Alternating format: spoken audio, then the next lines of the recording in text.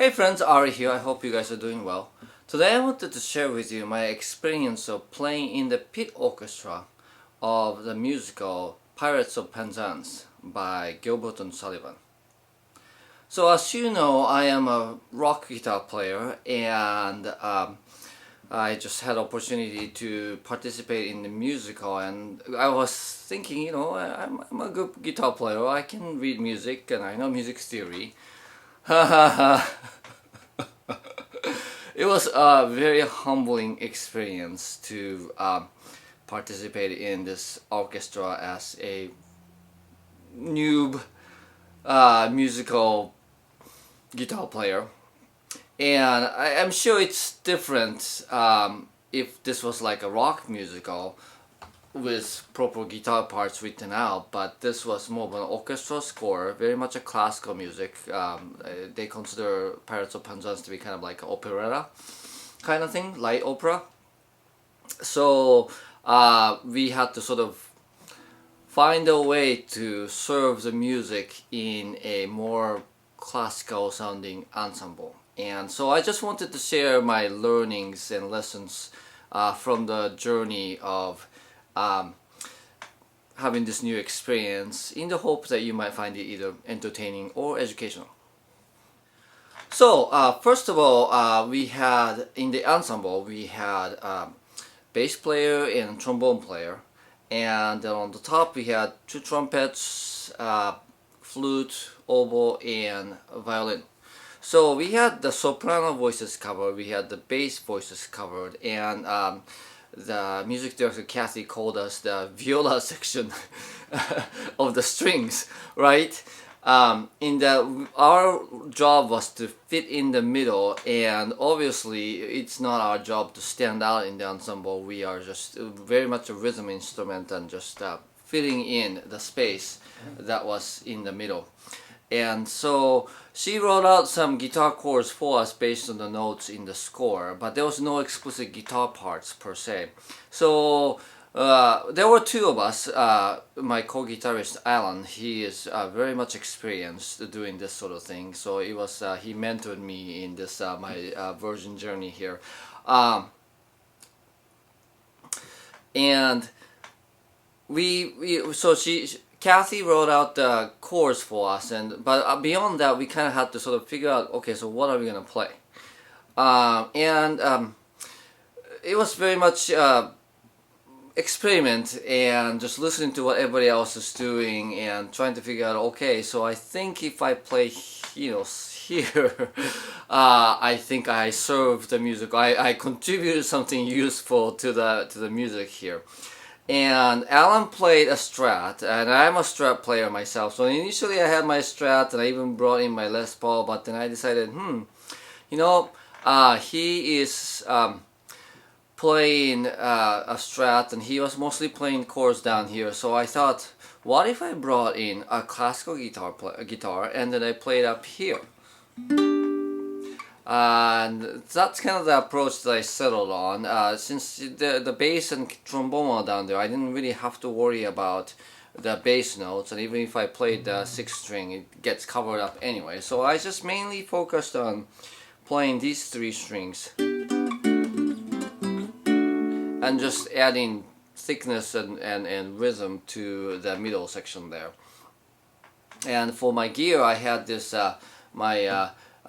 Gibson C1 from the early 60s. I had installed a LR Bags lyric microphone. It's basically a special kind of microphone in there, and then I fed that from there to Fishman Aura preamp, and then into my Fishman Loudbox Mini amp, and then we had an XLR feed out of my Fishman preamp to the house. And my hope, I don't know if it came through, but my hope was that it would kind of sound like there was a harpist in the orchestra, that they would hear the plink plink. And I played with my fingers, but I picked mostly down here so that the notes will sound very much articulate and crisp. and that's how I ended up finding my own space in the ensemble. But again, it was a bit of a trial and error and a bit of exploration, and it took a while to get there while learning this massive amount of music. There was about 200 pages of score. And we got a sort of a vocal and piano company's kind of score, and in which Kathy wrote the chords. But it was a lot of music to learn, and it just took a while to figure out, you know, what is an appropriate thing to even just to define my part in this music, so that I could actually practice that and get tight with the music. And I didn't think, I wouldn't say I underestimated the music, but I definitely underestimated the effort that it would take and how fish out of the water I was in the situation. I thought that I would be able to, you know, pick it up more easily. It was not so easy for me, but it was a very useful experience. Here, let me play just a little bit of the kinds of parts that I end up playing. So this is from the overture. It goes like this.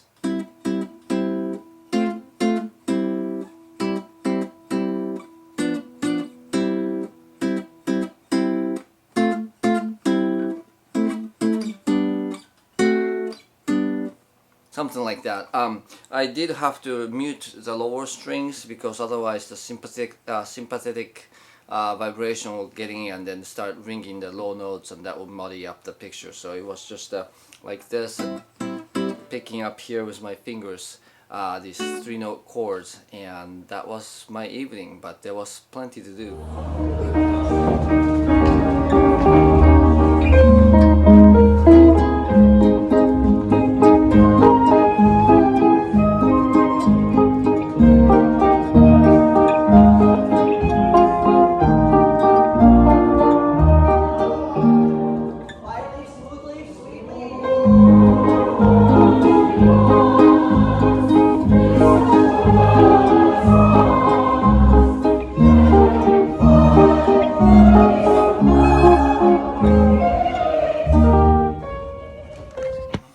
So the next valuable lesson that I learned is that in an ensemble situation, as you know, as a guitar player, I didn't play in like orchestra, I didn't play in like a wind band, I just played in rock band, and some I had limited time in jazz band, although I'm really not a jazz guitar player.